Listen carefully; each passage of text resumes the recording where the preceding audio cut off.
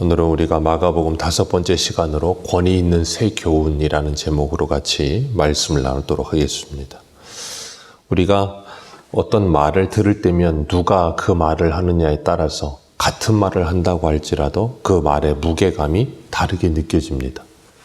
일반 사람이 하는 말과 어떤 분야의 권위자가 하는 말은 동일한 말이라도 듣는 사람들이 전혀 다르게 듣죠. 그래서 사람들은 공부를 많이 하고 전문가가 되려고 합니다. 전문가의 말이 다 옳은 것은 아니지만 대체적으로 전문가들의 말이라면 신뢰할 수 있기 때문에 그런 거예요. 그러나 우리가 잊지 말아야 될 것은 우리가 이 세상을 살아가면서 전문가들의 말을 듣는 것도 중요하지만 우리의 유일한 진리이신 하나님의 말씀을 듣는 일에 힘써야 되고 빨라야 될 줄로 믿습니다. 사람의 말을 듣는 일 참 중요하지만 우리가 하나님의 말씀을 듣는 일보다 더 빨리 해서는 안 돼요. 오늘 예수님은 말씀을 가르치셨습니다. 그랬더니 사람들이 권위 있는 자의 말과 같다 그랬고 권위 있는 새 교훈이다 그랬습니다. 그 이유는 딱 하나예요. 예수님이 가르치신 말씀은 하나님의 말씀이시기 때문에 그래요. 오늘 본문에 예수님은 공생애를 시작하시면서 본격적인 사역을 하십니다. 예수님께서 회당에 들어가서 말씀을 가르치시는데 예수님께서 이 땅에서 행하신 사역은 크게 세 가지가 있는데 첫째는 하나님의 나라를 가르치셨고 둘째는 천국 복음을 전파하셨고 셋째는 병자들을 고치셨어요. 그 세 가지 사역을 예수님께서 중점적으로 하셨는데 가버나움 회당에서 말씀을 가르치시니까 사람들이 그 말씀을 듣고서는 굉장히 좀 뭐라 그래야 될까요? 평소에 듣던 말씀과는 전혀 다른 말씀을 듣게 되는 거예요. 그러다 보니까 그들이 이렇게 말을 하죠. 서기관들과 같지 아니하고 권위 있는 자의 말과 같다. 그렇게 이야기를 합니다. 듣는 사람들이. 이 예수님의 말씀을 그렇게 들으면서 그들이 기뻐했고 예수님의 가르침은 지식적인 가르침뿐 아니라 그 회당 안에 있던 귀신을 쫓아내시는 사건까지 더해지면서 그 자리에 있는 사람들이 그 말씀을 듣고 그리고 예수님 행하시는 모습을 직접 보면서 놀라지 않을 수 없었던 거예요. 그리고 그들이 이야기하기를 권위 있는 새 교훈이라 그러면서 더러운 귀신들도 명한즉 순종하더라 그랬어요. 더러운 귀신들도 명한즉 순종하더라. 예수님의 가르침과 말씀의 선포에는 권위와 능력이 있었습니다. 더러운 귀신도 그 말씀에 순종할 수밖에 없어요. 왜냐하면 하나님이시기 때문에 그래요. 마태복음 8장에 보면 예수님께서 갈릴리 바다를 건너실 때 배에서 주무시지요. 그때 갈릴리 바다에 풍랑이 일어서 배가 침몰할 것 같은 그런 상황이 왔을 때 전 그걸 볼 때마다 느끼는 게 예수님께서 정말로 안 깨고 그냥 주무셨을까? 그런 생각을 해요. 배가 침몰할 정도로 흔들리고 요동쳤으면 아마 웬만해선 깨셨을 텐데 하는 생각도 들지만 예수님께서 주무시고 계셨고 사람들은 무서워서 예수님을 깨우면서 주여 우리를 구원하소서 우리가 죽겠나이다 그러면서 막 소동을 쳐요. 그랬더니 예수님께서 일어나셔서 어찌하여 무서워하느냐 믿음이 작은 자들아 하시면서 바람과 바다들을 꾸짖으셨습니다. 바람과 바다를 꾸짖자 아주 잔잔하게 되었다 그렇게 표현해요. 그리고 사람들이 옆에 있다가 놀랍게 여기면서 말하기를 이가 어떠한 사람이기에 바다와 바람도 순종하는가 하더라 그랬어요. 예수님의 말씀 앞에는 바다와 자연조 이 파도도 잠잠해집니다. 바람도 잠잠해지고요. 예수님이 말씀만 하시면 그 말씀 앞에 순종하지 않을 것은 없어요. 피조세계에. 유일하게 사람만 주님의 말씀에 순종하지 않습니다. 피조세계의 모든 것은 다 하나님의 말씀에 예수님의 말씀에 순종합니다. 귀신들도 두려워하며 순종해요. 우리가 그런 모습을 보면서 나는 주님의 말씀의 권위를 인정하며 그 말씀에 순종하고 있는가? 세상에서도 세상의 어떤 권위자의 말이라면 사람들이 그 말은 철떡같이 믿습니다. 그 대표적인 게 의사예요.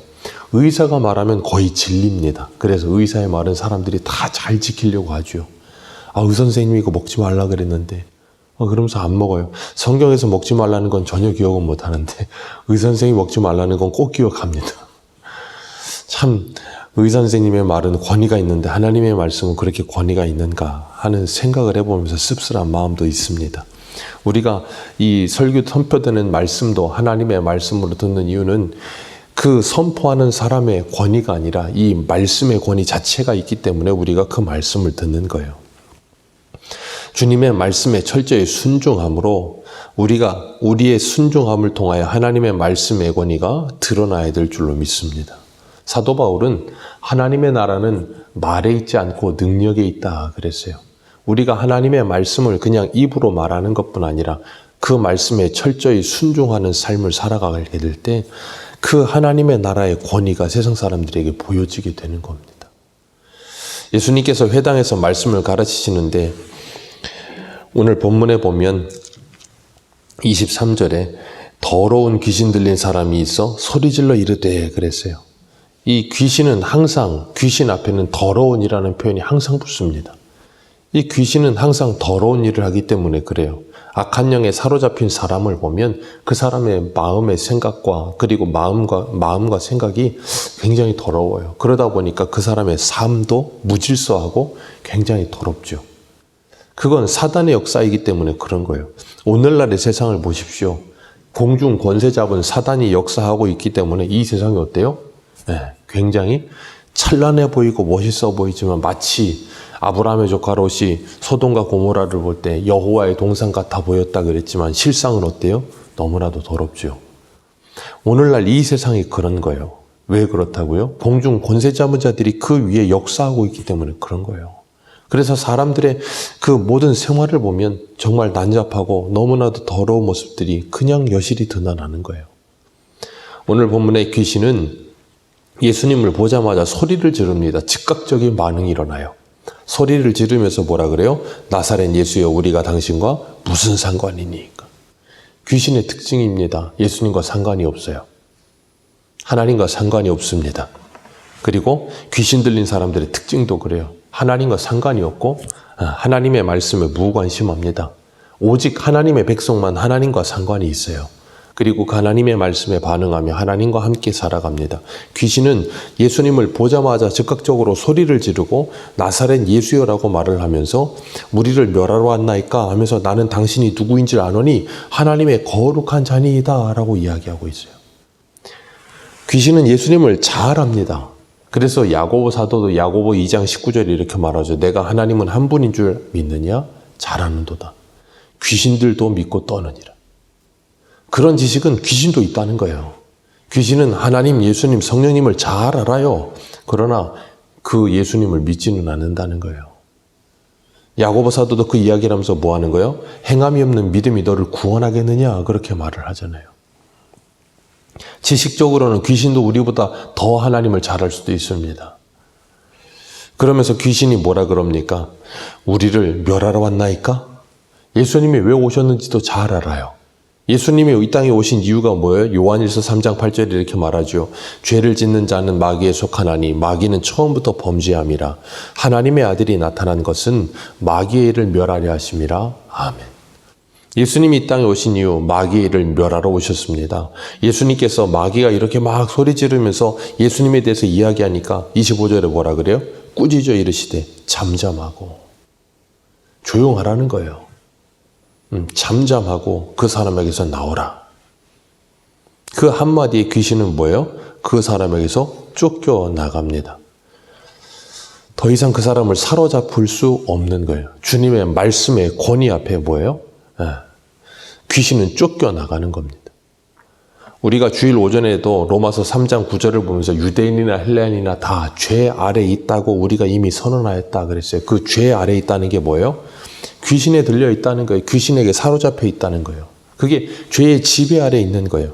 우리가 일반적으로 귀신 들린 사람 보면 저도 신학교 다닐 때 기도원에서 귀신 들린 사람 봤었지만 참 대단해요. 여잔데도 그 작은 체구인데도 귀신 들리니까 정말로 힘이 강해요. 남자 4시 붙들어도 잘 못 건드렸고 그리고 막 입에 거품을 물고 막 대단했었어요. 그랬는데 그렇게 귀신 들리면 그 사람의 인생 전체가 뭐예요? 그 귀신에게 사로잡혀 사는 거예요. 그래서 에베소서 2장 우리 한 군데 보겠습니다. 에베소서 2장 2절입니다.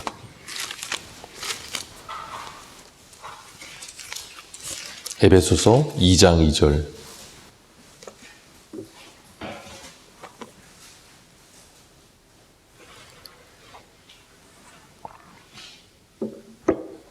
이 장 2절 같이 읽겠습니다. 시작. 그때 너희는 그 가운데서 행하여 이 세상 풍조를 따르고 공중의 권세 잡은 자를 따랐으니 곧 지금 불순종의 아들들 가운데 역사하는 영이라. 아멘. 지금 불순종의 아들들 가운데 역사하는 뭐가 있다고요? 영이 있다고요. 그게 누구예요? 귀신이고 사단이에요. 그것에 뭐 했다고요? 공중 권세 잡은 자를 따랐다라고 이야기하고 있어요. 지금 이 세상이 바로 그 불순종의 아들들 가운데 역사하는 영에게 사로잡혀서 살고 있는 거예요. 우리가 생각하는 것처럼 정말로 귀신이 들려 있지 않다 할지라도 그 죄의 지배 아래서 귀신이 시킨 일을 다 하고 있는 거예요. 그러니까 세상이 어떻게 해요? 이렇게 지저분하고 더러워져 가고 있는 거예요. 그렇기 때문에 우리가 이 사회 전반적으로 일어나고 있는 이 모든 일을 보면서 우리 수요일에도 말씀을 드렸지만 예레미야가 그 나라를 자기가 동일시하면서 안타까워했던 것처럼 이 나라를 안타까워해야 하고요. 이 나라가 무너져 내려가고 있는 이 모습을 보면서 안타까워해야 되는 거예요. 우리는 가장 잘 볼 수 있는 경제적인 숫자적인 수치만을 보지만 그 너머에 있는 사람들 안에 역사하고 있는 그 모습들을 보면서 사람들이 왜 저렇게까지 난잡해지고 저렇게까지 지저분해지고 저렇게까지 이상해져 가고 있을까? 이유는 하나입니다. 제정신이 아니어서 그런 거예요. 사단에게 사로잡혀 있어서 그런 거예요. 예수님께서 말씀하셨어요. 잠잠하고 그에게서 나오라. 그랬더니 어떻게 된다고요? 귀신이 거기서 곧바로 쫓겨나갑니다. 그 모습을 보고 사람들이 권위 있는 새 교훈이라 그랬어요.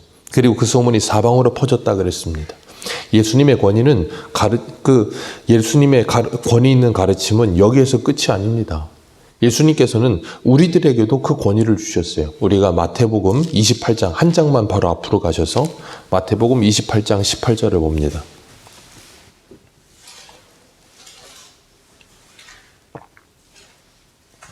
마태복음 28장 18절에서 20절입니다.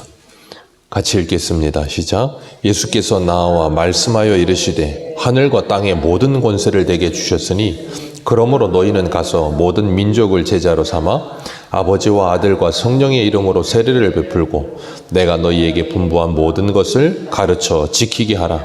볼지어다 내가 세상 끝날까지 너희와 항상 함께 있으리라 하시니라.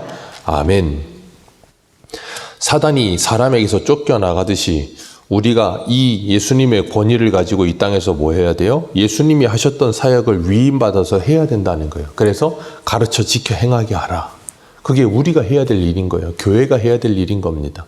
그래서 우리는 가는 곳마다 뭐 해야 돼요? 사람들에게 그 복음을 전해야 되는 거예요. 그 복음이 전해져서 정말 그 사람에게 그 복음이 들려지면 그 사람을 사로잡고 있던 악한 영이 떠나가고 뭐예요? 성령이 그 사람 안에 임재하시는 거예요. 그래서 사단의 나라는 결박되고 하나님의 나라가 확장되어져 가는 거예요. 그 일을 위해서 우리가 뭐예요? 전도하고 선교하는 거예요. 그리고 믿지 않는 사람들에게 끊임없이 복음을 전하는 이유가 뭐예요? 그곳에 하나님의 나라가 임하기를 간절히 바라는 마음으로, 긍휼히 여기는 마음으로 전도하는 거예요. 전도는 그냥 해야 되니까 의무이기니까, 그런 의무감도 있어야 되지만 한 영혼을 바라보면서 사단에게 사로잡혀서 인생이 참 너무나도 불쌍한 그 영혼을 볼 때면 그 영혼에 대한 안타까움을 가지고 그에게 예수를 전해야 되는 거예요. 왜냐하면 그 사람을 회복시킬 수 있는 것은 예수 그리스도밖에 없기 때문인 거예요. 그곳에 하나님의 나라가 임해야만 그 사람의 삶의 변화가 나타나고 그 사람이 새 사람으로 변하는 거예요. 이 세상에서는 사람들이 그냥 계몽하여 가르쳐서 세상의 지식을 가르쳐서 계몽해도 사람이 변한다고 하는데 하나님의 말씀, 이 생명의 말씀이 가르쳐지고 그 안에 그 말씀이 역사하기 시작하면 그 사람의 인생의 변화가 찾아오게 되어 있어요. 그래서 우리는 이 땅에 뭐 해야 돼요? 끊임없이 복음을 전해야 돼요. 근데 복음은 뭐 한다고요? 받아들이잖아요.